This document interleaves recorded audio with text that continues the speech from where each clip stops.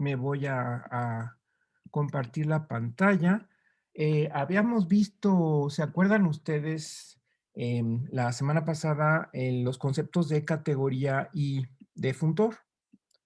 Entonces, bueno, ahorita voy a seguir comentando sobre este ejemplo, porque lo que hicimos fue, recuerden ustedes, definir lo que es una categoría, lo que es un funtor y presentar ejemplos de ambos.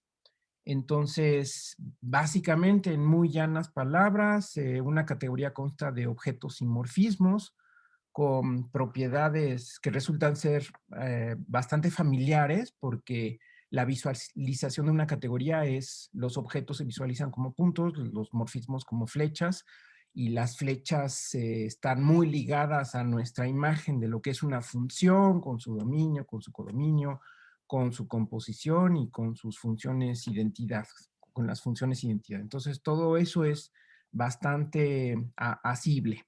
Y por otro lado, los funtores son una conexión entre categorías y también constan de dos asociaciones, una asociación entre objetos y una asociación entre morfismos.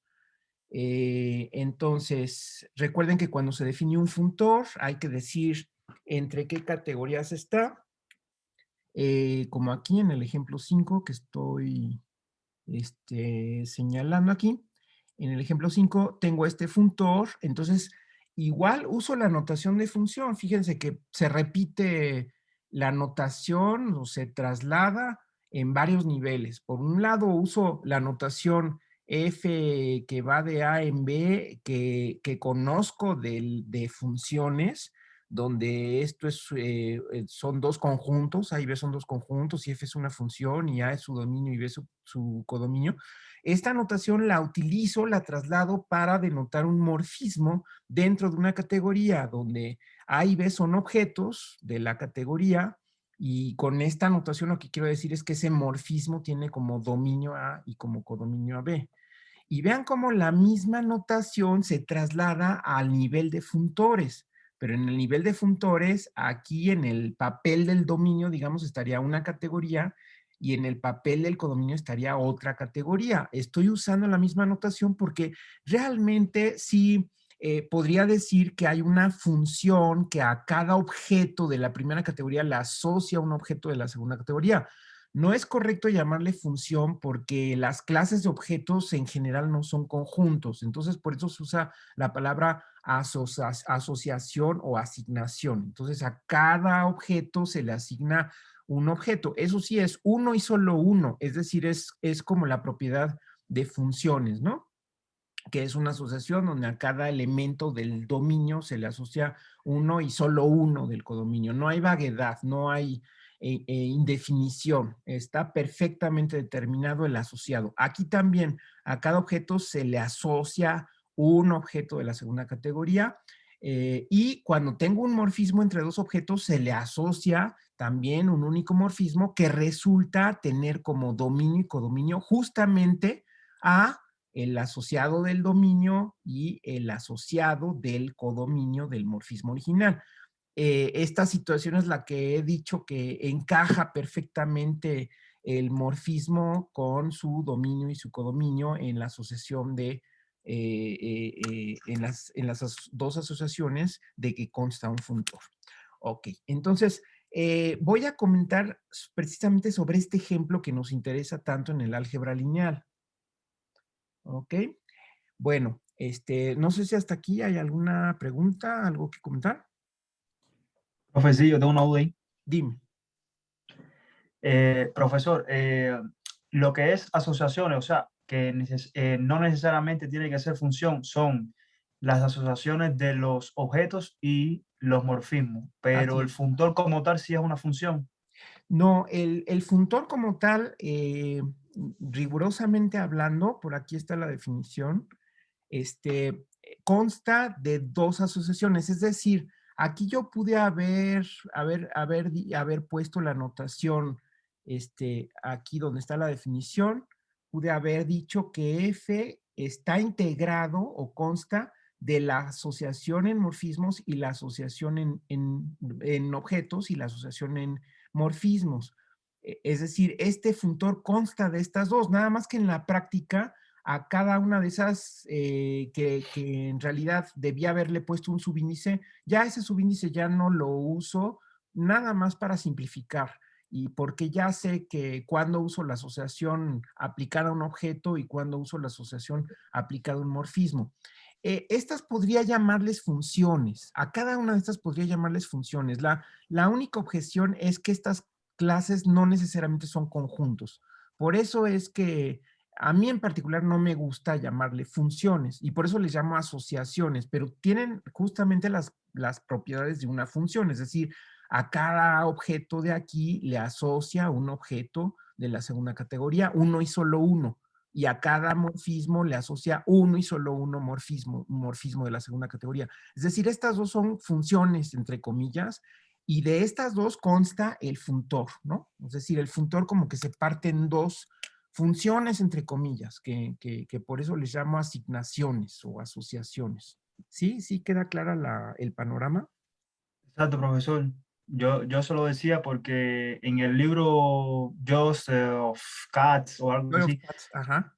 lo definen como función. Entonces, Sí, le quería preguntar eso, nada más. Gracias, profe. sí, a lo mejor usan incluso tal vez la palabra mapping y esa palabra mapping luego la utilizan en el caso en que sea una función con dominio y codominio conjuntos y también la utilizan a veces también en el caso de una función, entre comillas, donde el dominio y el codominio son clases. Entonces, sí hay que estar un poco abiertos a cómo usa los textos las nomenclaturas, pero en general, pues la situación es esa, ¿ok? Sí, hay que estar preparados porque en general las categorías tienen clases de objetos que no son conjuntos. Entonces, nada más esa es la idea de estar abiertos, de estar preparados para esa situación, que es la más usual. Muy bien, aparte, ¿algún otro comentario sobre estos conceptos? Ahora, Profesor, sí, ¿no? bueno, yo nada más tenía una especie como de pregunta o Sí, comentario porque sí, en alguna ocasión vi una charla en YouTube que se llama La serie de Taylor de un funtor topológico. ajá. Entonces, ¿qué está haciendo ahí el matemático que dio la charla? O sea, tal cual es otra vez como sacar la serie de Taylor de una función. No, bueno, pues hay que ver qué está haciendo, o sea, hay que ver la charla, hay que ver con cuidado cómo define. Me imagino que hace una traslación de lo que es definir una serie de Taylor para una función de cálculo, lo traslada al caso de un funtor, pero como dices, es un funtor topológico, es decir, interviene la categoría de espacios topológicos, pero hay que ver con precisión cómo interviene, ¿no? Y cómo se define esa serie de Taylor. Es decir, hay que meterse así con mucha precisión y ser muy específico de cómo define el expositor ese concepto, ¿no? Entonces, pero bueno, pues sí, hay conceptos que se trasladan como varios que hemos comentado aquí, pero hay que ver cómo se hace esa traslación y hay que verlo con precisión, ¿no? ¿De acuerdo? Ok, profesor, muchas gracias. Ajá, sí, de acuerdo. Pero bueno, aquí lo rescatable es que ya sabes lo que es un funtor, ¿no? Entonces, ya ves que un funtor, de cierta manera, pues sí está emparentado con una función. Entonces, por ese lado, sí está como abierta la situación de que conceptos atribuibles a funciones, pues a lo mejor se pueden trasladar a funtores, ¿no? Porque los funtores de alguna forma son como las funciones, se comportan como las funciones. Entonces, por ese lado, pues sí es plausible, ¿no? Es plausible el tema que estás planteando, pues es plausible por ese lado, pero hay que ver con precisión cómo es que se hace eso. Ok, muy bien, muy bien, muy bien. Otro comentario de los demás.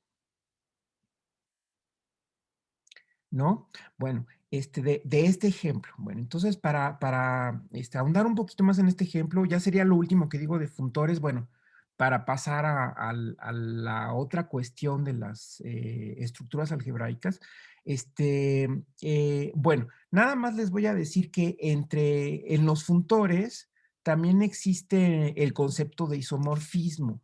Entonces, no me voy a meter con detalle, ¿no? Nada más les voy a poner aquí que también existe el concepto de, vamos a ponerla así, funtor isomorfismo.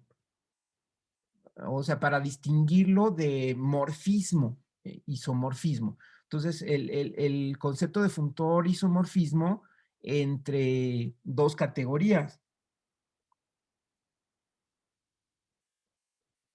O sea, si yo puedo decir que F de A en B es un isomorfismo. ¿Cómo lo voy a hacer? Exactamente trasladando la definición de isomorfismo aplicado a un morfismo dentro de una categoría. Acuérdense que dentro de una categoría ya habíamos visto esa definición. Un morfismo dentro de una categoría se llama isomorfismo. Si existe un morfismo de regreso, tal que la composición en ambos sentidos es el morfismo identidad. ¿Se acuerdan? Bueno, pues nada más trasladen esa definición a funtores. Es decir, el funtor isomorfismo entre dos categorías, bueno, lo voy a escribir aquí. Este es un isomorfismo si existe un funtor de regreso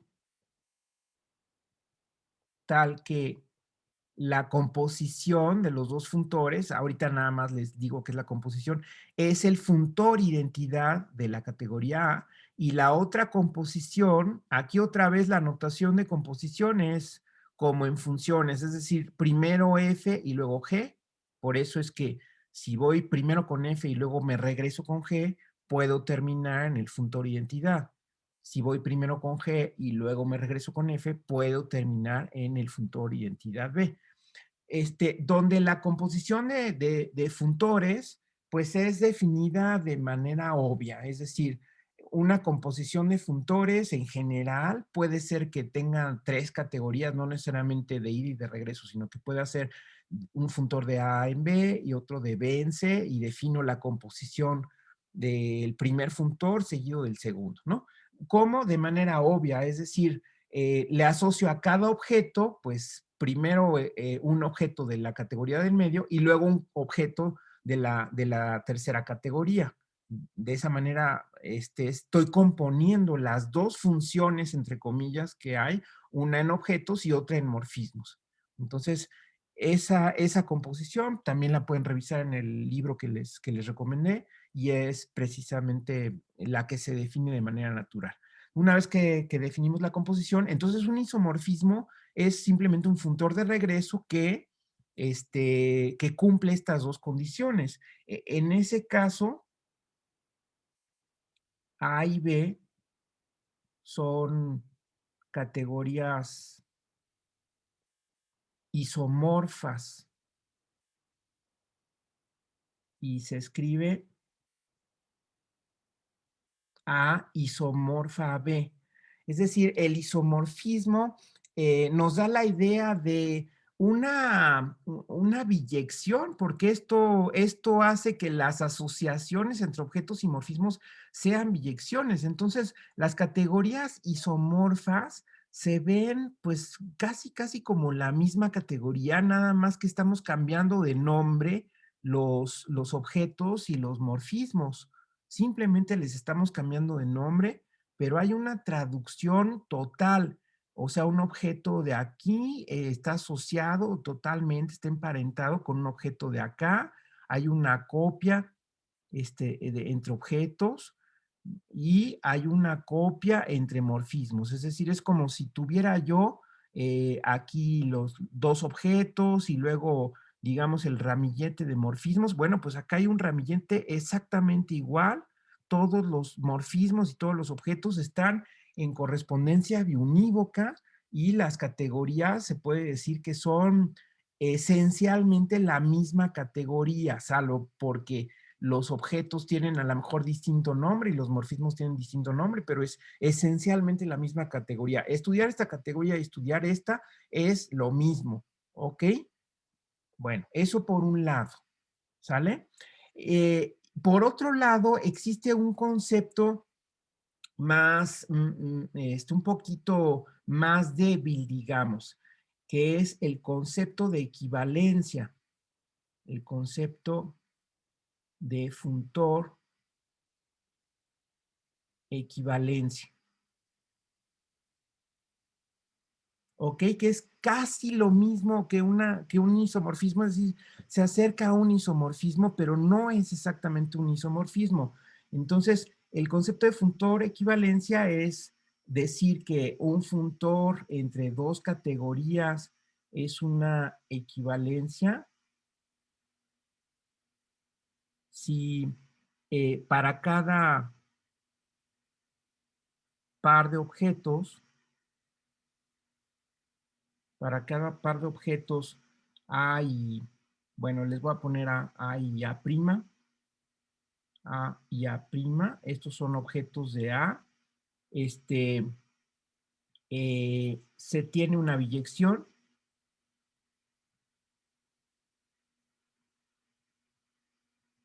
voy a poner en la siguiente lámina, una biyección que es de los morfismos de A en A', voy a los morfismos. Esos morfismos están en la primera categoría. Y estos morfismos, que serían los morfismos de FA en FA' en la segunda categoría, esta es la biyección. Le voy a llamar phi. ¿Sí? Esta es una biyección. Entonces, ¿eso qué quiere decir? Quiere decir, sí, precisamente es algo parecido a lo que dije antes. Si tenemos la categoría A y la categoría B, y tenemos dos objetos, A y A', y aquí están sus asociados a través del funtor f de A y f A', entonces sigue existiendo esta biyección entre los ramilletes que van de A a A' y los ramilletes que van de f de A f de A'. Existe esta biyección. Eso quiere decir, bueno, ahí biyección estoy diciendo, cuando digo biyección, podría decir ahora sí con todas las de la ley, función biyectiva, porque ahí sí estos son conjuntos. Y entonces, de hecho, podría pensar que hay una de regreso, que es la función inversa, que le puedo llamar psi.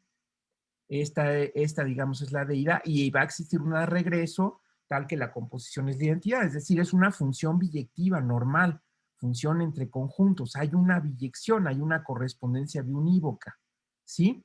Y además, para cada objeto B de la segunda categoría, va a existir un objeto A de la primera categoría, tal que f de A es isomorfo a B.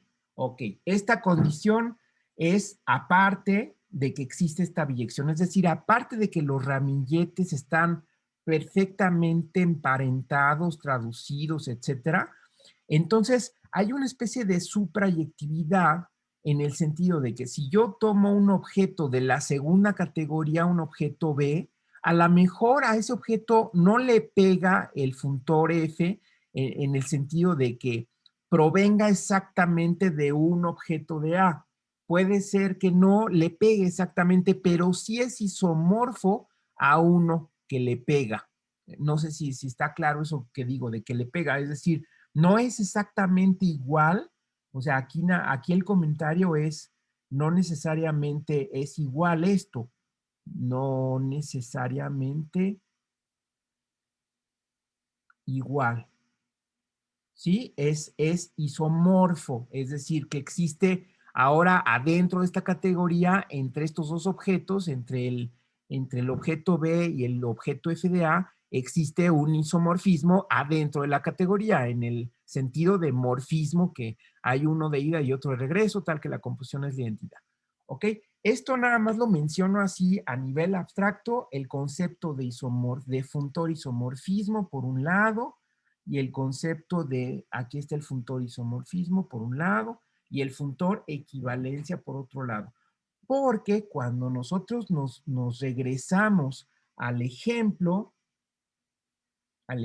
que nos interesa de este funtor que va de las matrices con coeficientes con entradas en K a los espacios vectoriales, y déjenme aquí concretamente poner espacios vectoriales de dimensión finita. ¿Sí? Habíamos dicho que en el ejemplo 5 que teníamos acá, en el ejemplo 5 podía yo pensar que este funtor cae en los espacios vectoriales o bien en algo más restringido, que son los espacios vectoriales de dimensión finita, porque realmente a cada natural le estoy asociando un espacio vectorial de dimensión finita. Bueno, aquí me interesa eso, o sea, me interesa restringirme a los espacios vectoriales de dimensión finita, y el funtor, recuerden, está definido, lo repito, cada n lo manda al producto cartesiano K, cada n lo manda al producto cartesiano K a la n, ahí está otra m, lo manda a K a la m, y cada morfismo, que es una matriz, le asocia a esta matriz la transformación lineal T subíndice A, donde cada T subíndice A aplicado a un vector columna de tamaño n, lo defino como el producto de la matriz por el vector columna, ¿no? Recuerden ustedes que ese era el funtor. Entonces, resulta ser que este funtor va a ser una equivalencia, ¿ok? Vamos a verlo. Entonces, resulta que F es una equivalencia, porque fíjense, si yo tomo definición de equivalencia, recuerden que eran dos condiciones, ¿sí? Aquí podría haber numerado. La primera es que exista esta biyección, y la segunda es que existe esta especie de suprayectividad que también se llama propiedad de densidad, es decir, como que los objetos que provienen de un objeto de A al aplicar F son densos en el sentido de que puede ser que no cubran a todos los objetos de la segunda categoría, pero sí, forman una densidad en el sentido de que todos los objetos son isomorfos a esos. Puede ser que no sean exactamente iguales a esos, pero no es que estrictamente cubran a toda la categoría, pero todo objeto de B es isomorfo a uno de esos. Y eso es precisamente lo que pasa en este caso. Entonces, fíjense, primero, lo primero que voy a hacer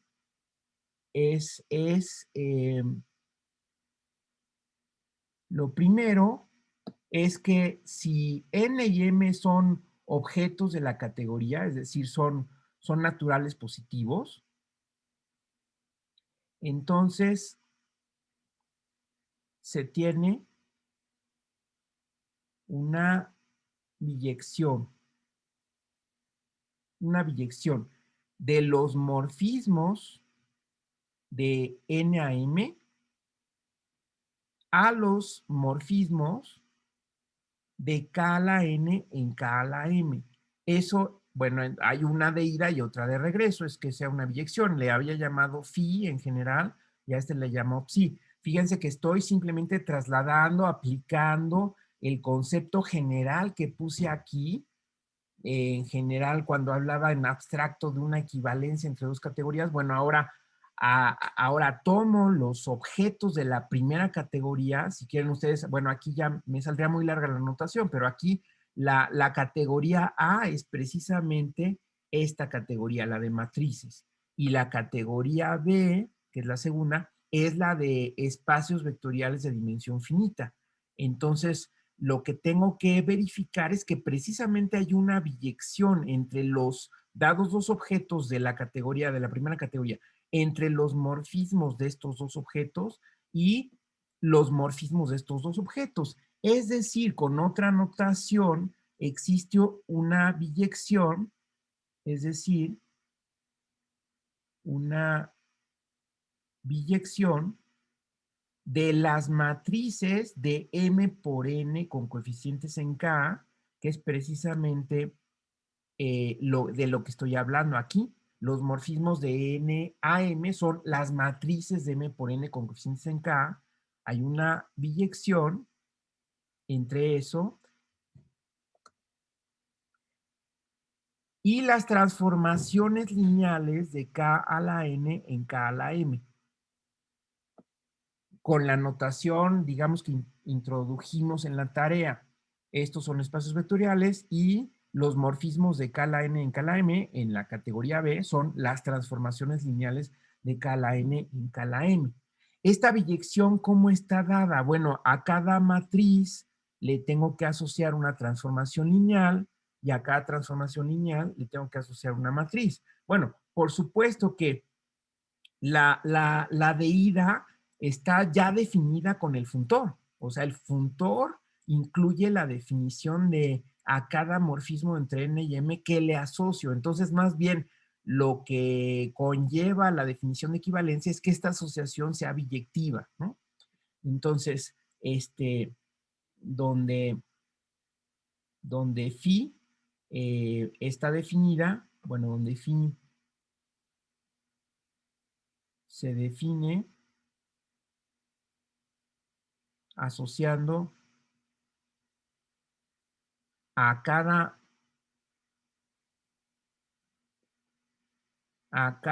matriz, de M por N, que le asocio la transformación lineal. La transformación lineal T subíndice A, que va de K a la N en K a la M, y que a cada vector, a su vez, le asocia este producto. ¿Sí? Eso ya lo habíamos visto desde que definimos el funtor. Lo interesante es que hay una de regreso y psi se define asociando, ahora es al revés, asociando a cada transformación lineal que va de K a la N en K a la M. Esta va a ser una transformación lineal cualquiera. Ahora le tengo que asociar la matriz. ¿Y cómo se define esa matriz? Bueno, la receta o la descripción es: aplica esta transformación lineal a la base canónica, porque aquí tenemos una base canónica. Vamos a llamarle, bueno, aquí voy a escribir la matriz cuyas columnas son T de E1 hasta T de EN, donde E1 hasta EN es la base que llamamos canónica de K a la N, y que está, pueden ustedes pensar que son vectores columna. La notación pues es la que nos convenga, ¿no? Entonces aquí, recuerden que en esta definición nos convino pensar en los vectores de K a la N como vectores columna. Entonces, aquí podemos pensar que E1 es el 1, 1, 0, 0, 0. E2 es el 0, 1, etcétera, puros ceros, y etcétera, ¿no? Hasta el EN, que sería puros ceros, y finalizo con un 1, ¿no? Esa es la base canónica de K a la N. Entonces, lo que hago es aplicar la transformación lineal a cada uno de esos vectores de la base canónica, y entonces me dan vectores de K a la M. Estas columnas que tengo aquí, estas columnas son columnas, las columnas que estoy describiendo aquí son vectores Bueno, o de una vez le pongo así, ¿no? Son vectores columna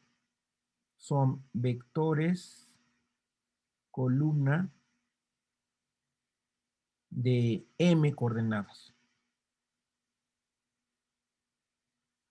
Entonces lo que hago es, quiero definir una de regreso, quiero definir una función de regreso para comprobar que en efecto hay una biyección entre estos dos conjuntos, que son conjuntos de morfismos de cada una de las categorías que estoy comparando. ¿Qué categoría? La de matrices, por un lado, la de espacios vectoriales de dimensión, la de espacios vectoriales de dimensión finita, por otro lado. Entonces, ¿cómo compruebo esta biyección? Una de ida es a cada matriz le asocio una transformación lineal. Una de regreso es a cada transformación lineal le asocio una matriz. ¿Cómo construyo esa matriz? Construyo sus columnas y sus columnas las obtengo aplicando esta transformación lineal, que fue cualquiera, la aplico a la base canónica, que existe esa base canónica, de K a la N. Entonces obtengo ciertos vectores de K a la M, estos son vectores columnas, y observen entonces que en efecto la matriz que está descrita aquí arriba es una matriz de M por N en efecto, ¿no? Esta es una matriz de M por N, ¿no? Es decir, definimos la psi aplicada a una T, la definimos como esta matriz que estamos poniendo aquí en esta anotación. Estas son las columnas, ¿ok? Estas son columnas. Entonces, esta es una matriz, en efecto, es una matriz de M, porque son vectores columnas que tienen M coordenadas por N, con coeficientes en K. Son N columnas y cada columna tiene M coordenadas. Entonces, en efecto, esta es una matriz rectangular de M por N. Bueno, ya es cuestión de, y es parte de la tarea, es cuestión precisamente de comprobar que esta composición de dos funciones entre los conjuntos de morfismos de estas categorías es la identidad de ida y de regreso. ¿Qué quiere decir eso? Que si yo parto de una matriz, le asocio una transformación lineal y luego a esa transformación lineal le asocio la matriz con la receta que estoy describiendo aquí, llego a la matriz original, ¿ok? Por un lado. Por otro lado, si parto de una transformación lineal arbitraria, le asocio la matriz, así como está dicho aquí, y luego a esa matriz le asocio la transformación lineal, como dice acá, llego a la misma transformación lineal original. ¿Ok? Entonces, aquí ustedes en la tarea hay que comprobar, se comprueba que si A es una matriz arbitraria, así es como tienen que comenzar, de M por N, entonces phi de A y luego psi de esto resulta ser A. Y si T es una transformación lineal arbitraria de K a la N en K a la M, entonces hay que comprobar que si le aplico esta receta que está aquí, que es esta psi, le aplico esa psi a T y luego al resultado le aplico phi, llego a la misma T. ¿Está bien? Por ejemplo, aquí, si estoy comparando estas matrices, ¿cómo compruebo que son las mismas matrices? Por ejemplo, demostrando que tienen las mismas columnas. ¿Sí? Ese es un tip. ¿Cómo demuestro esta igualdad? Es igualdad de matrices.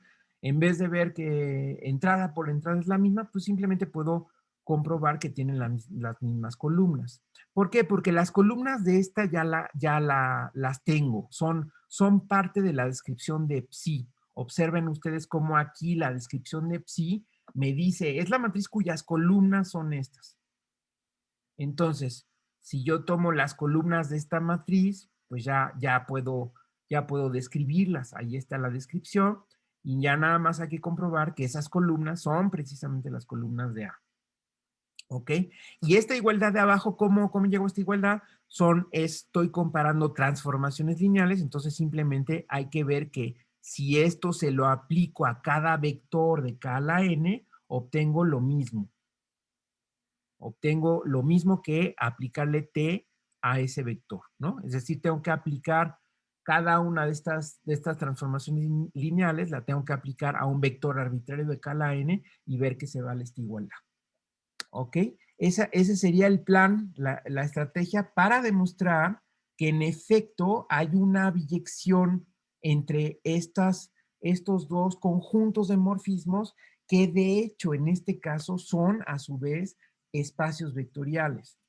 ¿Sí? Aquí nada más hablo en el concepto de equivalencia, hablo de conjuntos de morfismos, porque en general si yo tengo una categoría arbitraria y me fijo en el ramillete, como le he llamado a este conjunto de flechas, de morfismos que van de un objeto a otro, pues eso nada más sé que es un conjunto. Pero en este caso de los espacios vectoriales, recuerden que estos espacios vectoriales, estos conjuntos que tengo aquí, nada más hay que tomar en cuenta de que son K espacios. Entonces, eso quiere decir que estas funciones que están aquí no nada más son funciones, sino son transformaciones lineales. ¿Sí? Entonces, déjenme irme a la tarea nada más para hacer referencia. Ahí en la tarea lo que dice es, entre espacios de transformaciones lineales, al final, matrices y transformaciones lineales. Fíjense ustedes cómo la pregunta 16, ahí está, dice exactamente lo que les acabo de decir. Nada más que aquí no me estoy refiriendo a eso en el contexto de funtores, ¿no? Sino simplemente demuestra que estos dos espacios, el espacio de transformación lineales y el espacio de matrices son isomorfos, pero es exactamente dar una función de ida y otra función de regreso, o bien demostrar que esa función de ida es biyectiva, o bien demostrar que esta función de regreso es biyectiva, pero además, como estoy aquí refiriéndome a espacios vectoriales, entonces este isomorfismo incluye no nada más que sean equipotentes, o sea, que exista una biyección entre esos, sino además que esas biyecciones son de hecho transformaciones lineales. ¿Ok? Estos dos espacios resultan ser isomorfos como espacios vectoriales. Entonces, estas funciones phi y psi de las que hablé no nada más son funciones, sino que son transformaciones lineales. Hay que hacer un poco más de trabajo ahí, ¿no? Es largo porque los elementos de cada uno de estos conjuntos, pues ya tienen cierta riqueza, ¿no? Es decir, ya unos son transformaciones lineales, entonces pues ya tienen varios ingredientes y otros son matrices, ¿no? Entonces, por eso es que se alarga, ¿verdad? El trabajo, porque hay que establecer la correspondencia biunívoca entre esos dos tipos de morfismos, en este caso, como los estamos viendo.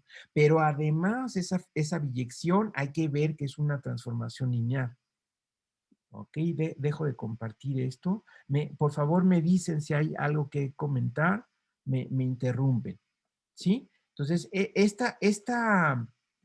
esta biyección, que sería lo que estoy aquí planeando demostrar, que ya ustedes lo completan en la tarea, me diría que los dos conjuntos que tengo aquí son equipotentes, o hay una correspondencia uno a uno, una correspondencia biyectiva. ¿Sí? Ya nada más habría que ver que esta phi, por ejemplo, es una transformación lineal. De hecho, basta ver que una de las dos es transformación lineal, porque si tienen una transformación lineal que es un isomorfismo, la función inversa también resulta ser transformación lineal. Es un ejercicio que después lo comentamos si quieren, pero basta ver que phi es una transformación lineal. Aquí nada más lo voy a comentar. Entonces aquí nada más voy a decir, de hecho, phi es una transformación lineal. ¿Ok? Y para ver qué es una transformación lineal, aquí déjenme ponerlo entre paréntesis, pues hay que ver simplemente que abre sumas y saca escalares, ¿no? Entonces quiere decir que si yo considero dos matrices A y B, hay que ver qué cosa es la asociación, la transformación lineal asociada a A más B, pero pues nada más aquí pongan A más B y les va a resultar por una propiedad distributiva que A más B multiplicada por el vector V, pues es A por V más B por V. Es decir, que la transformación lineal asociada a A más B se va a comportar como la suma de las dos transformaciones lineales, una aplicada, una asociada a A y otra asociada a B. Entonces, en efecto, sale una transformación lineal, ¿no? Esos detalles también hay que escribir, habría que escribirlos si es que nuestra meta es ver que estos dos son isomorfos como espacios vectoriales, ¿no? Entonces es algo adicional. Si yo quiero ver que es una equivalencia, basta con eso. Basta con ver que hay una biyección entre estos dos conjuntos de morfismos. ¿Sí? ¿Sí está bien? ¿Hasta aquí vemos bien? Sí, profe. Ok, los demás. Vamos bien, maestro. Perfecto. Ahora, si se fijan, me falta comentar algo, que es la segunda propiedad de equivalencia. Y eso es todavía más complicado. Esta situación ya nos dice una cosa muy importante. O sea, hasta aquí hay una cosa muy importante, porque es precisamente este funtor que estamos concibiendo entre matrices y transformaciones lineales, porque estoy hablando de la parte entre los morfismos, ¿no? Estoy comparando matrices con transformaciones lineales. Eso ya es muy importante porque está conectando dos universos que en principio aparentemente son de naturaleza completamente distinta y resulta que son casi lo mismo, ¿verdad? O sea, es lo mismo hablar de una matriz que hablar de una transformación lineal. Bueno, eso es un resultado muy importante. Históricamente, cuando los matemáticos se dieron cuenta de esto, pues ahí hubo un gran avance, ¿no? Porque las matrices, de hecho se inventaron las matrices, me parece que desde la época de Gauss digamos, se inventaron como una simplificación, como una abreviatura de precisamente de una transformación lineal o de algo que actuaba entre dos espacios vectoriales concretos. Me parece que así fue históricamente, es decir, desde el principio ya había ahí una manera de describir las transformaciones lineales. Pero esto, digamos, ya después, posteriormente, cuando ya se hicieron las cosas con más precisión, con más notación, con más formalismo, si quieren ustedes, lo que descubre es que hay una parentela muy estrecha entre las matrices y las transformaciones lineales. Entonces, eso de por sí ya es muy importante, ¿no? Ahora, la segunda parte es que, la segunda parte que pongo aquí es que además, si B es un espacio vectorial, es un K espacio, es un K espacio de dimensión finita,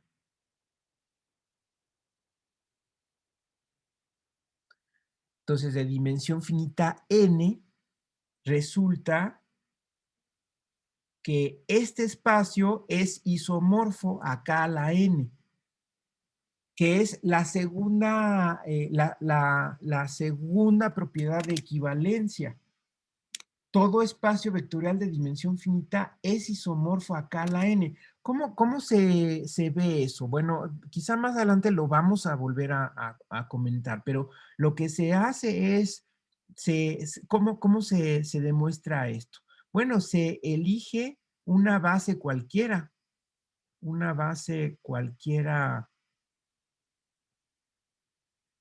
de B de cardinalidad n, que tiene cardinalidad n. Bueno, ahí hay involucrados varios resultados que después vamos a repasar. fíjense, que tiene cardinalidad, es decir, el número de elementos, ¿no? Tiene cardinalidad n. Entonces, aquí hay dos cosas, dos cosas involucradas. Primero, la existencia de una base, o sea, que todo espacio vectorial tenga una base. Segundo, que todas las bases tienen el mismo número de elementos, que es precisamente lo que define la dimensión. De hecho, desde que estoy diciendo un espacio vectorial de dimensión finita, ahí ya está involucrado que este concepto está perfectamente definido y que tiene que ver con que es la cardinalidad de cualquier base y que todas las bases tienen la misma cardinalidad. Todo eso lo vamos a repasar en unos días, pero por lo pronto vean ustedes cómo están involucrados ciertos teoremas o ciertos resultados que son importantes en el álgebra lineal. Entonces aquí se elige una base cualquiera de B que tiene cardinalidad n. Vamos a llamarle a esa base, digamos que beta es una base, B1, B2 hasta Bn, y se define una transformación lineal que va de B en K a la N, tal que para cada I que va desde 1 hasta N, se tiene T de BI, lo mando al vector de la base canónica. Acuérdense ustedes que E1 hasta En es una base, que es la llamada base canónica, que ya describí en la pizarra anterior, del espacio vectorial K a la N.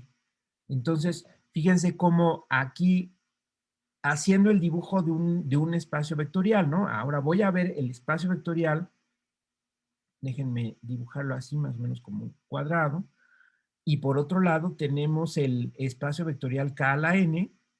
Entonces, si aquí yo tengo una base de n elementos, bueno, voy a dibujar 4 nada más, y por otro lado tengo aquí la base canónica de n elementos. Entonces, lo que hago es definir una transformación lineal que mande correspondientemente cada elemento de la base elegida a cada elemento de la base canónica. Ok, aquí está involucrado otro teorema que también después vamos a ver, que es si tú quieres definir una transformación lineal entre dos espacios vectoriales, basta con que digas a dónde va a dar la base. Si está determinado el lugar a donde van a dar cada uno de los elementos de la base de un espacio vectorial, los mandas a ciertos vectores de otro espacio vectorial, entonces ya tienes definida globalmente la transformación lineal de aquí a acá, que es esta T a la que me estoy refiriendo. ¿De acuerdo? Déjenme ponerle otro color para que se entienda que esto es global. Esto es una transformación lineal que va de aquí a acá y está definida globalmente. ¿Por qué? Porque todos los vectores son combinaciones lineales de estos elementos de la base y además son combinaciones lineales de manera única, se expresan de manera única como combinación lineal. Entonces está determinada la función que resulta ser una transformación lineal de esta base que manda esta base en estos vectores que resultan ser una base con el mismo número de elementos. Y eso de que estos son una base me llevan a que resulta que esta T, que sé que existe, porque además es única, es un isomorfismo.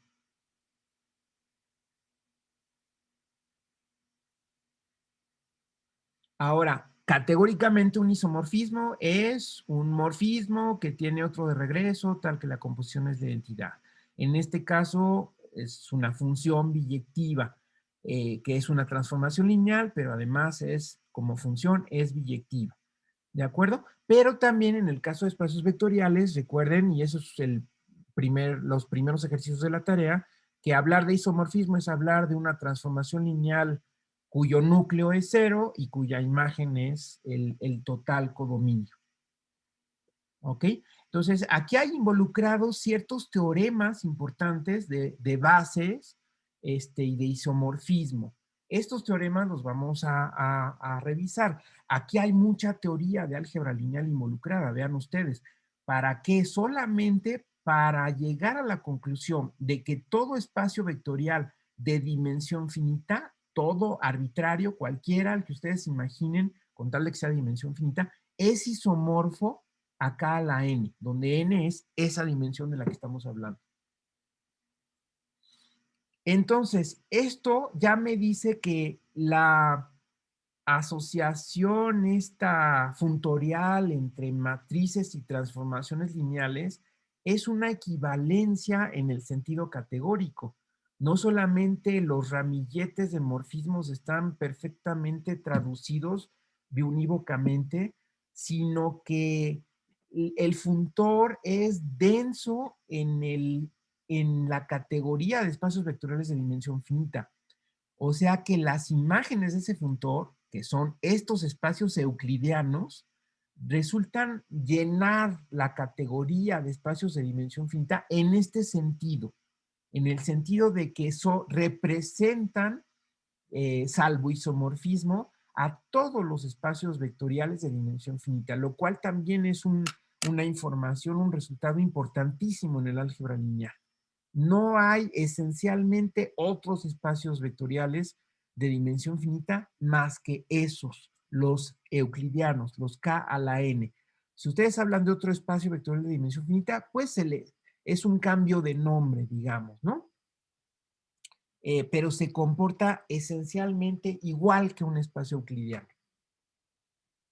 ¿Ok? Entonces, eso les quería comentar y por eso ya nos vamos metiendo más a la teoría que después, cuando veamos, repasemos las bases y los teoremas relacionados con base, vamos a regresar a esto, lo vamos a repasar. Pero esto es lo que está involucrado en esta situación tan importante del álgebra lineal que está dada por este ejemplo concreto específico de funtor. Ajá. Quiero saber si hay alguna pregunta o comentario aquí.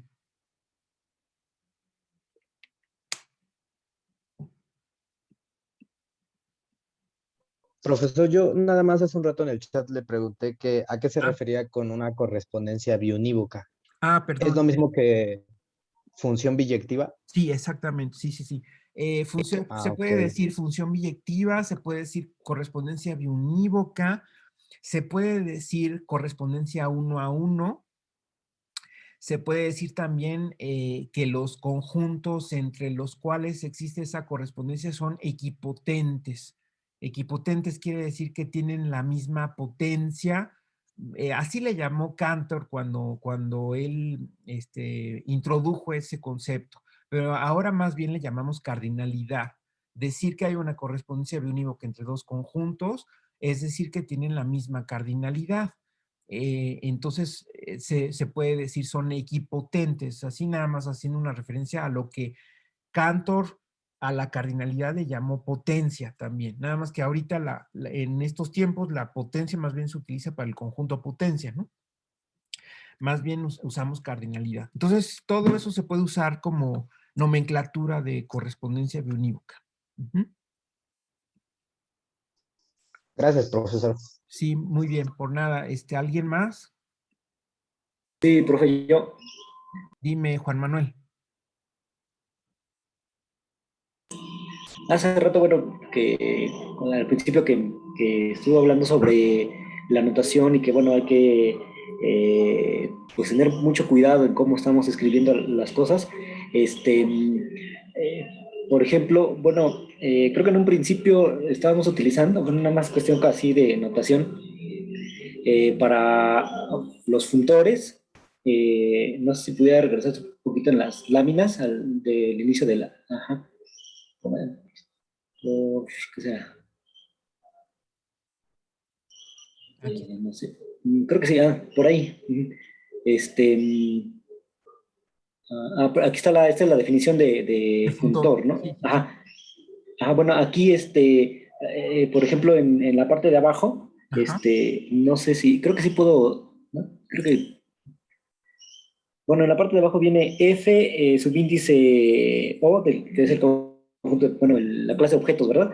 Sí, Y esa. está entre Ajá. paréntesis A, y esto, Aquí.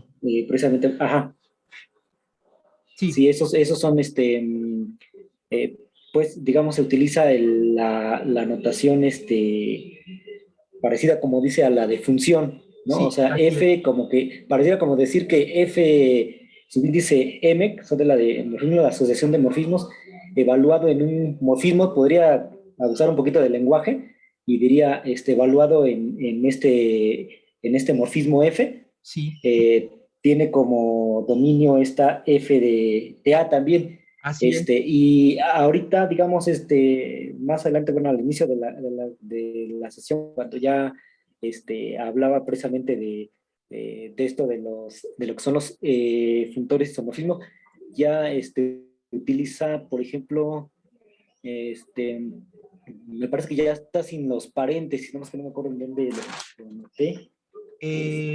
Bueno, sí, aquí nada más, aquí en la parte de isomorfismo, de hecho no me metí al detalle, pero por supuesto que este funtor actúa tanto en objetos como en morfismos, ¿sí?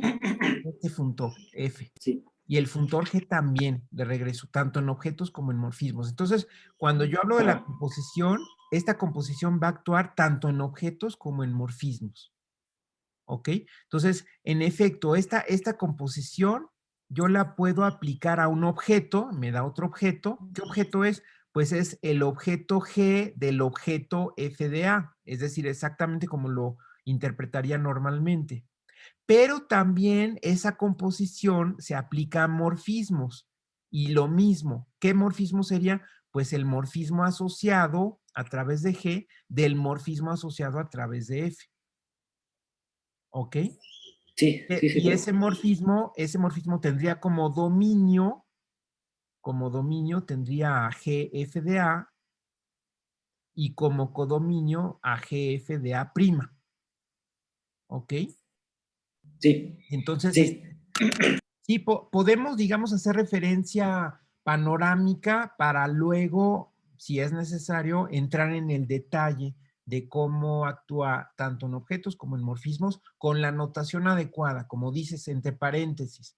Cuando pongo los paréntesis es que el funtor se está aplicando, ya sea a objetos o a morfismos. Ya no pongo el subíndice porque ya va a ser claro que los objetos regularmente se denotan con letras mayúsculas y los morfismos con letras minúsculas, F, G, H, etcétera. Entonces, cuando es clara la notación, mejor no ponemos subíndice para no saturar, para no hacerla tan barroca, ¿no? Porque luego es contraproducente ser excesivamente formal.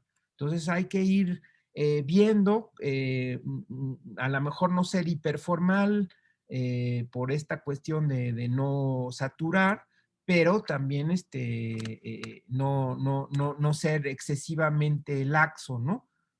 ¿Ok? Hay que ir viendo. Y por eso es tan importante que yo vaya viendo cómo escriben las cosas, para ir ajustando, para ir diciendo, no es necesario que seas tan hiperformal, o al revés, ¿no? Aquí te falta formalidad y hay que escribir las cosas mejor. Por eso es muy importante que yo revise cómo ustedes van escribiendo las cosas. sí, profe, pues muchas gracias, sí. Gracias. Perfecto. ¿Alguien más? ¿Algún otro comentario? Profesor, entonces en la siguiente página, ahí hasta arriba, en esa hasta donde está, donde le Ajá. escribe sin paréntesis, Aquí, esto acá. ajá, ahí escribe F aplicado a A, pero sin paréntesis. Es Exacto, lo mismo. sí.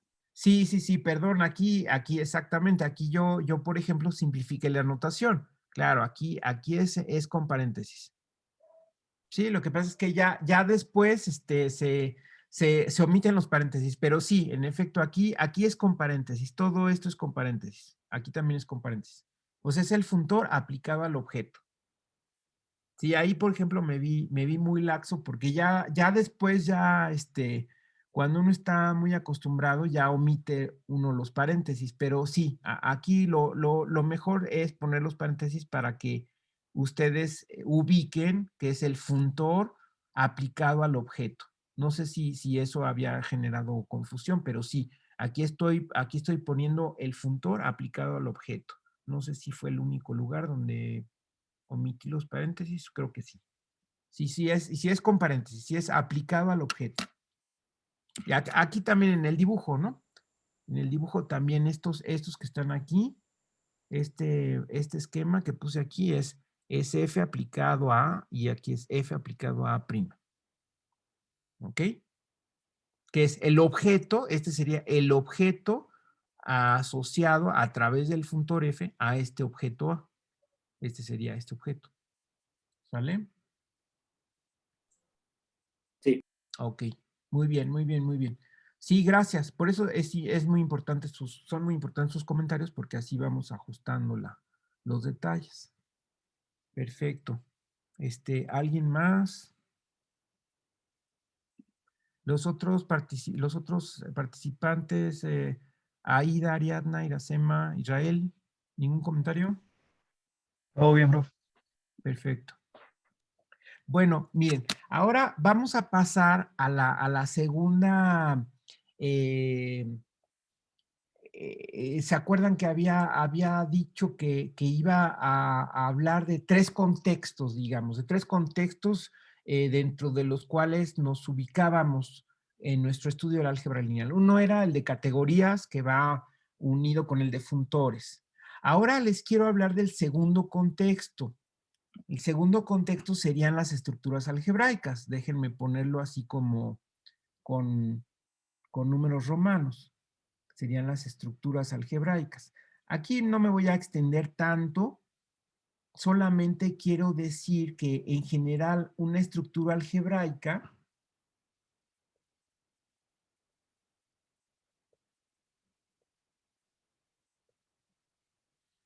va a constar de un conjunto. Ese conjunto le pueden llamar, por ejemplo, A,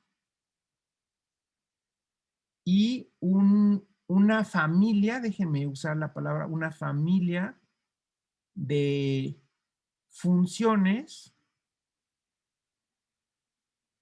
podrían llamarle operaciones, n-áreas. Ahorita les digo lo que quiere decir n-áreas. N-área es una generalización de decir binario, ternario, cuaternario, pero ahorita decimos concretamente. Esa familia de funciones n-áreas la puedo poner así con una notación siguiente, fi, bueno, fi, déjenme ponerle fi, ni, donde la i corre sobre un conjunto, donde x es cualquier conjunto, o sea, puede ser cualquier conjunto, de hecho, de cualquier cardinalidad, no necesariamente finito, y para cada inx, fi, así es la notación, va de a la ni en a. Por eso es esta función n-área. Y donde ni es un número natural,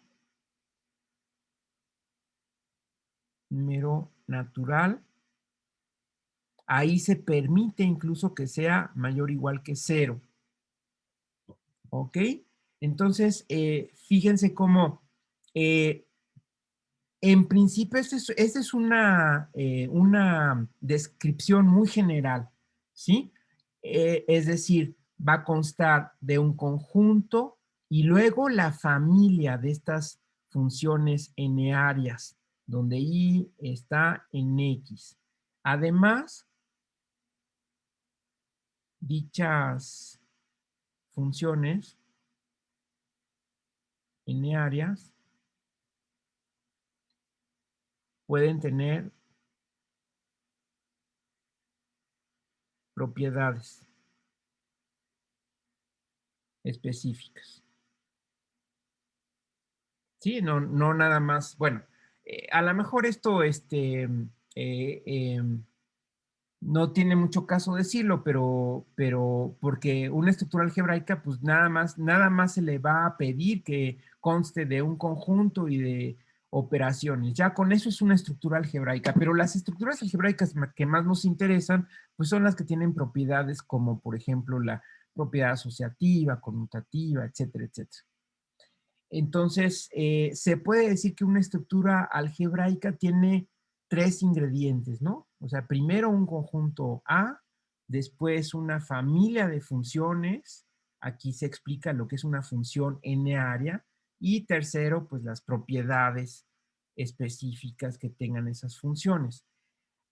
Ok, entonces, a ver, cuidado con la notación. Aquí en la notación se ve muy complicado porque tengo que distinguir, tengo que prepararme para que una estructura algebraica tenga un montón de operaciones y cada operación va a tener su aridad, así se le llama, aunque sea una palabra rara, pero es la aridad. ¿Qué quiere decir? Es justamente el número natural que establece cuál es el dominio de esa operación. Por ejemplo, ¿no? Aquí para que esté más clara este concepto de la aridad, por ejemplo, una función de aridad 2 simplemente es una operación binaria. Entonces, FI2, o sea, NI es igual a 2, NI sería igual a 2, es un número natural. FI2 iría de A cruz A en A. Entonces es una operación binaria. Igualmente podemos pensar en una operación ternaria, que sería FI3, iría de A cruz A en A. Este número natural NI es el que nos indica el número de veces que se repite el conjunto para establecer el dominio. Aquí a cada pareja de elementos de A le estoy asociando de manera unívoca un elemento de A. Es como la suma o el producto en los sistemas numéricos usuales. Son operaciones binarias. ¿Ok? Entonces, esta de abajo es una operación ternaria. Y así puedo tener operaciones cuaternarias, n-áreas en general, ¿no? Ya de ahí en adelante, mejor decir 8 área o 9 área, etcétera. Son inusuales. Las más usuales son las operaciones binarias, ¿sí? Pero también las funciones de aridad 1,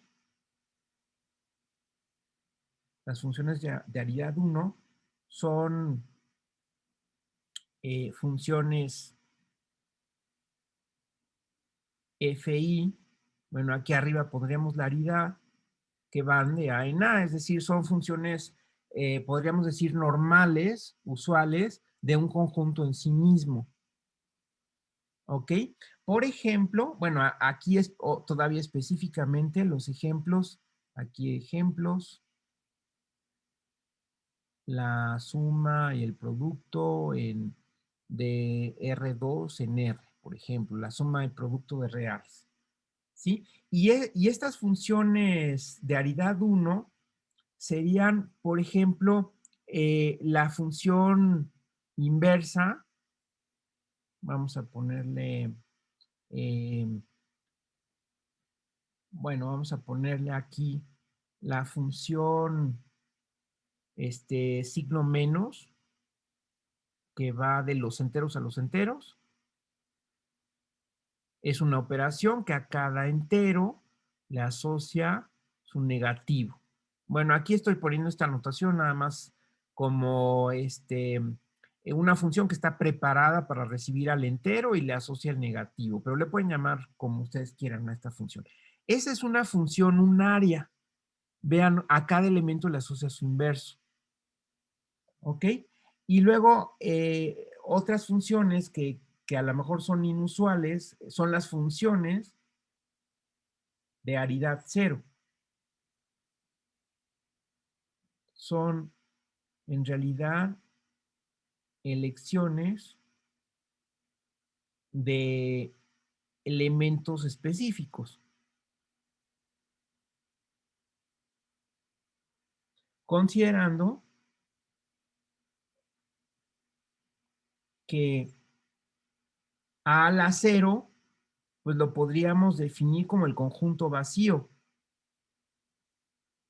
Y entonces, bueno, más que el conjunto vacío, podríamos definirlo como el conjunto, perdón, con el conjunto con un solo elemento. ¿Ok? El conjunto con un solo elemento, un conjunto con un solo elemento. Y entonces, la función de aridad cero iría de el conjunto con un solo elemento a A, de acuerdo a la definición que les estoy dando aquí. A a la cero es el conjunto con un solo elemento. Es como en los números, es algo similar a en los números, cuando elevo a la cero me da 1, ¿no? Entonces aquí, ¿qué sería un conjunto elevado a la cero? Pues sería un conjunto con un solo elemento. Entonces, aquí se trataría, pues simplemente de mandar ese elemento único, de mandarlo a un elemento específico de A. Es decir, este es un elemento específico. Aquí estamos eligiendo un elemento concreto, específico. Una función cero área es elegir un elemento específico, notable, digamos. Entonces, aquí el ejemplo sería el, el neutro. El neutro cero en los enteros, por ejemplo. Estoy hablando de un elemento notable, de un elemento específico, que por supuesto va a tener una propiedad notable, pero lo puedo ver, el hecho de hablar de un elemento específico notable, como puede ser el 0 o puede ser el 1, eso lo puedo considerar como una función de aridad cero. Eso para que estemos en el esquema, en el formato de funciones de aridad, y con esto ya estamos cubriendo todas las posibilidades, todas, absolutamente todas. Por supuesto que son muy raros las estructuras algebraicas que tengan una infinidad de operaciones. De hecho, son raras las estructuras algebraicas que tengan 5 operaciones. Regularmente las más usuales pues son, por ejemplo, bueno, ahorita vamos a ver precisamente un comentario sobre espacios vectoriales, pero las más usuales pues son como los grupos que tienen una función. Vamos a ver específicamente un grupo.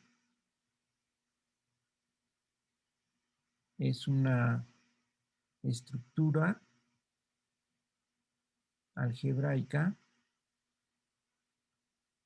que consta de un conjunto, una operación, que esta sería de aridad 2, una operación suma de aridad 2, una operación sacar el negativo, que sería de aridad 1, y una operación el neutro, que sería de aridad 0. Fíjense cómo aquí aparecen una operación binaria, una operación unaria, que es el inverso. Aquí la binaria es la suma, la operación unaria es el inverso, y la operación ceroaria, o de aridad 0, es el neutro, que es un elemento específico. Además, por supuesto que esta tiene propiedades, ¿no? Y además, las propiedades. ¿no? Ya sabemos las propiedades son la asociativa, la propiedad del neutro que tiene ese elemento específico que es el 0, el que estamos llamando 0, y la propiedad de los inversos, que se puede decir que es una propiedad que tiene esta función específica unaria de los inversos. ¿Ok? No nada más me quedo con que existan esas funciones, sino que tengo que decir las propiedades que de hecho es curioso cómo cada una de estas tres propiedades hace referencia a cada una de estas funciones n-áreas, ¿no? Bueno, aquí en orden sería, así como los puse en orden, sería poner el neutro abajo, ¿verdad? Si lo quiero poner en orden, como los puse arriba, aquí estarían, en ese orden, estarían las propiedades correspondientes a cada una de estas tres funciones n-áreas. Nada más para que se ubiquen lo que puede ser en general una estructura algebraica. Entonces ahí podemos pensar en los campos. Si pensamos en un campo, ¿cómo sería? Pues sería un campo K, donde tiene la suma, tiene el producto, estos dos son de aridad 2, pero también tenemos que hablar del 0 de la suma, que es perdón, antes del 0, tenemos que hablar de los inversos de la suma, le pondría así, que es de aridad 1, pero también tenemos que hablar de los inversos respecto al producto, y aquí la anotación ya se me complica, porque esto sería de aridad, ya no le pongo la aridad, pero o vamos a ponerle entonces mejor iota, que es iota S, que tiene de aridad 1, y iota P de aridad 1. Luego está el neutro aditivo, que es de aridad 0, y el neutro multiplicativo de aridad 0, ¿no? Aquí está esta iota S, es el inverso de la suma, y iota P es el inverso del producto. ¿Ok? Aquí iota S. ¿Ok? Y entonces eso sería un campo, y así puede haber más estructuras algebraicas, por supuesto que tiene sus propiedades con sus propiedades. Que ya saben que las propiedades de un campo pues son las tres del grupo, las tres que tiene el grupo, pero además considerando la conmutativa con la suma, es decir, son 4 respecto a la suma y 4 correspondientes respecto al producto, y además la propiedad distributiva. ¿Sí? Y luego llegamos a un espacio vectorial, que sería un K espacio vectorial. Entonces, aquí fíjense ustedes que usualmente un espacio vectorial consta de un conjunto, una operación suma de vectores y una operación producto. Aquí ahorita lo vamos a modificar. También tenemos un vector 0. ¿Sí? Y de hecho, si queremos usualmente, aquí tenemos usualmente, tenemos esto, ¿no? Donde la suma, aquí déjenme poner, donde la suma es una operación binaria de vectores, y el producto es una operación híbrida. De hecho, así les pongo en la tarea, porque aquí esto se sale un poco del esquema cuando hablo de un espacio vectorial. Por supuesto, el 0 es un vector, a veces se le pone una flechita para acordarme que es un vector, que es un elemento del conjunto donde estoy considerando, y y tiene sus propiedades.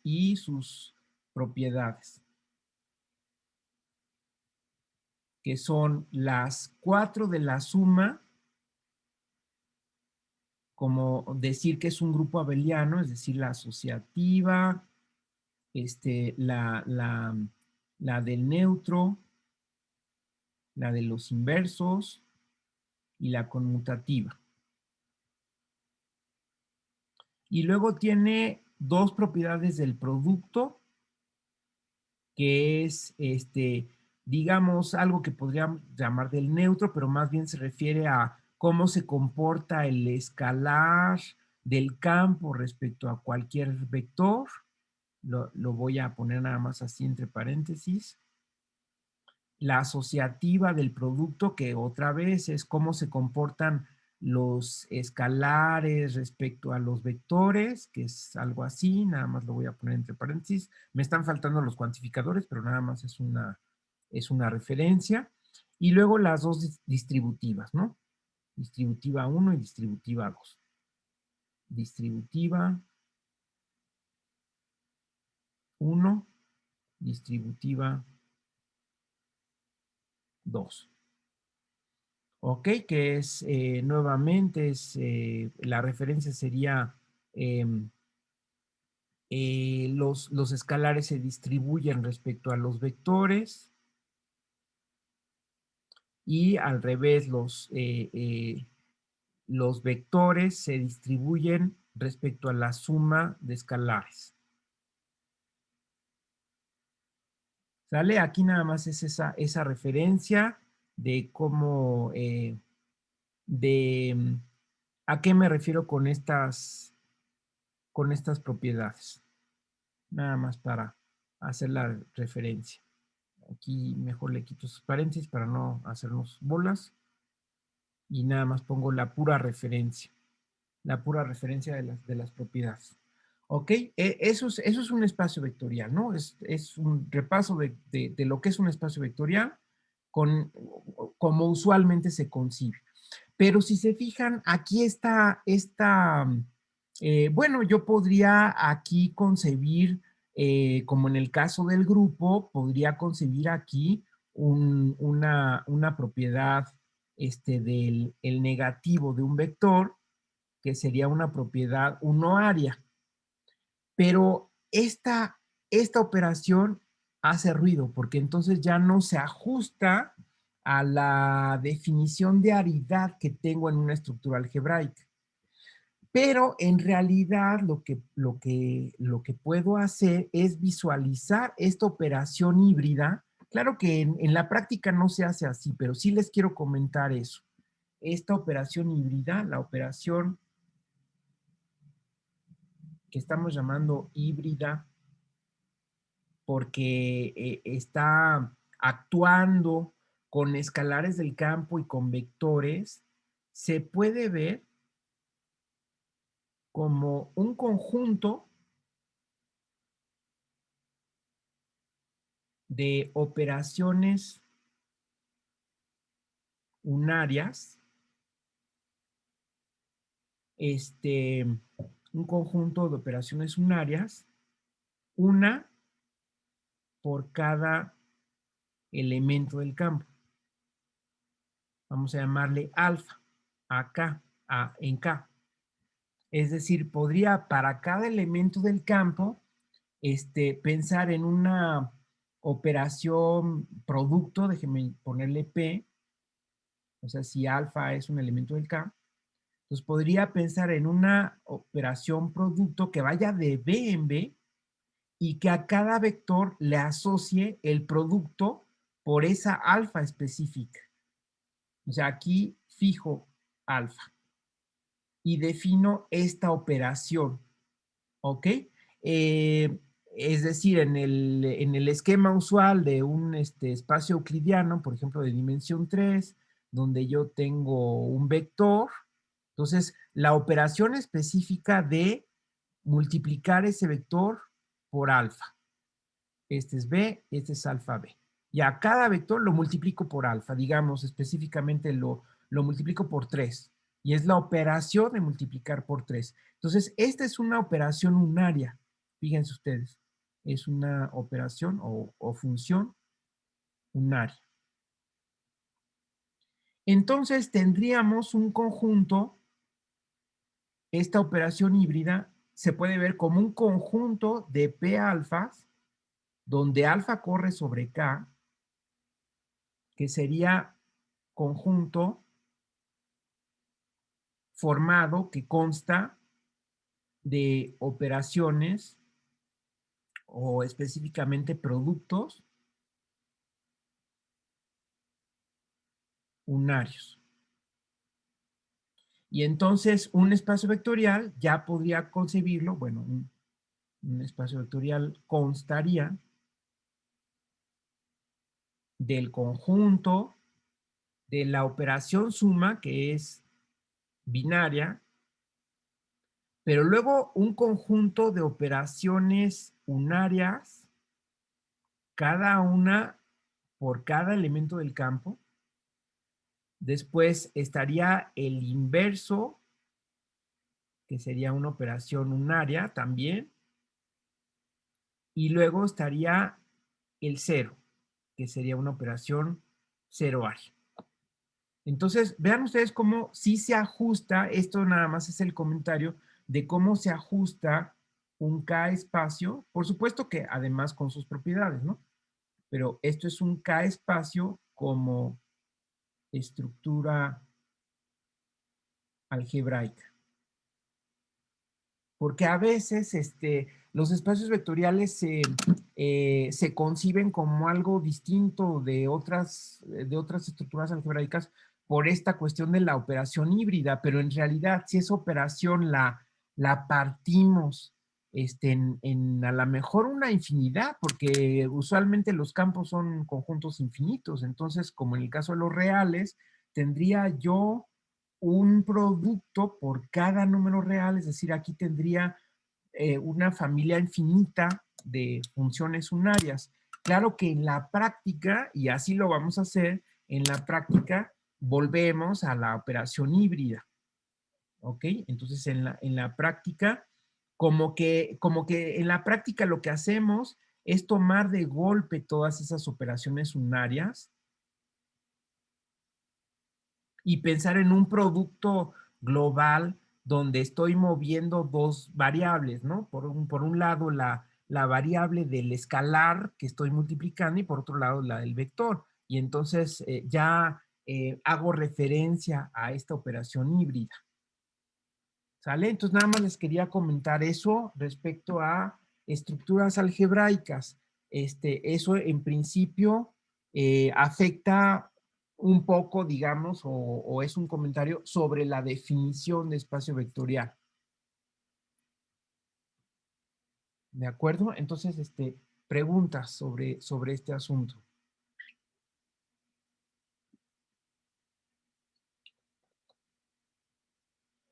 No, profe, ninguna.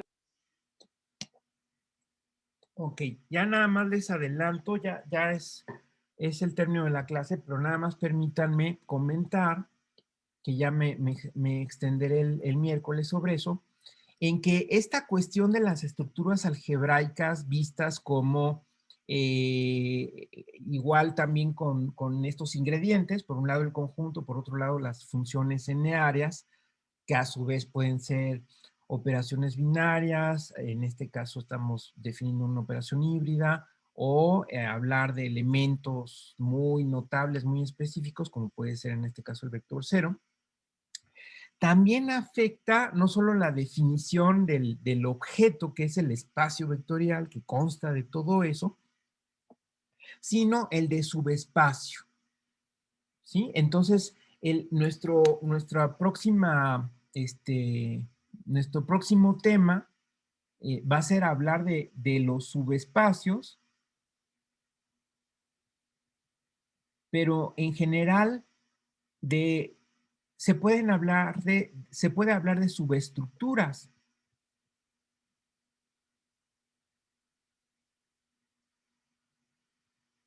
O sea, en general, los subespacios son un cierto tipo de subestructuras. Entonces, podría hablar de subestructuras, son estructuras formadas por subconjuntos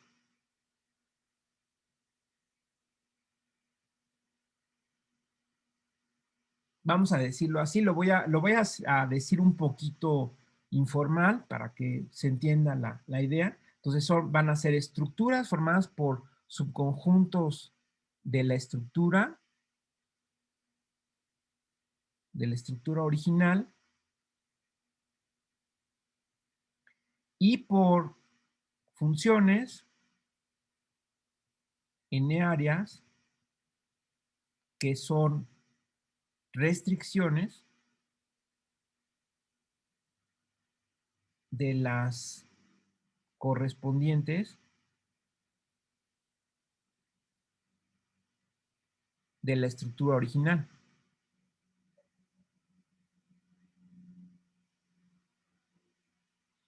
Entonces, si yo tengo una estructura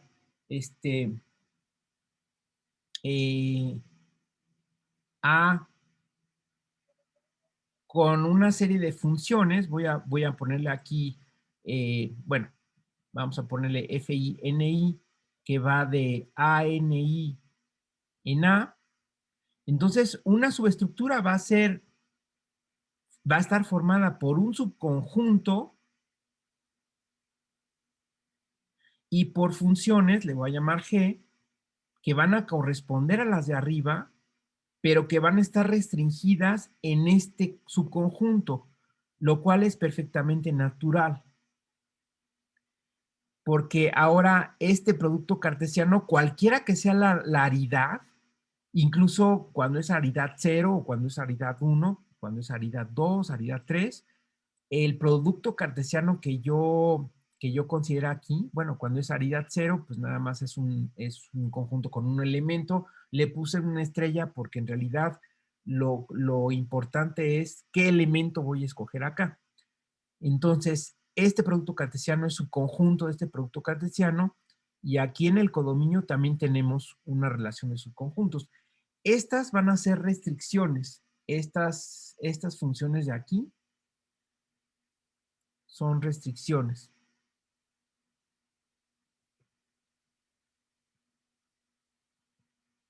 Restricciones. En realidad se está restringiendo tanto el dominio y del codominio. Fíjense cómo no nada más restringo como en cálculo, cuando hablo de una función de cálculo en una gráfica, cuando digo esta función nada más la vamos a restringir a este intervalo. Entonces, nada más me voy a fijar en lo que pasa en ese intervalo. Entonces, nada más la parte de la función que está en este intervalo.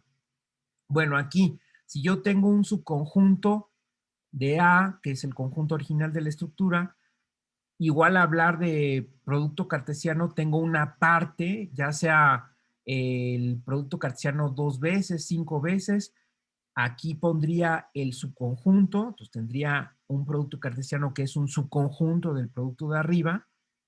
Esto sería restringir el dominio de estas funciones, pero también voy a restringir el codominio. Y aquí lo que estoy diciendo es que cuando restringo el dominio, estoy obligado a caer en el codominio, que es este subconjunto.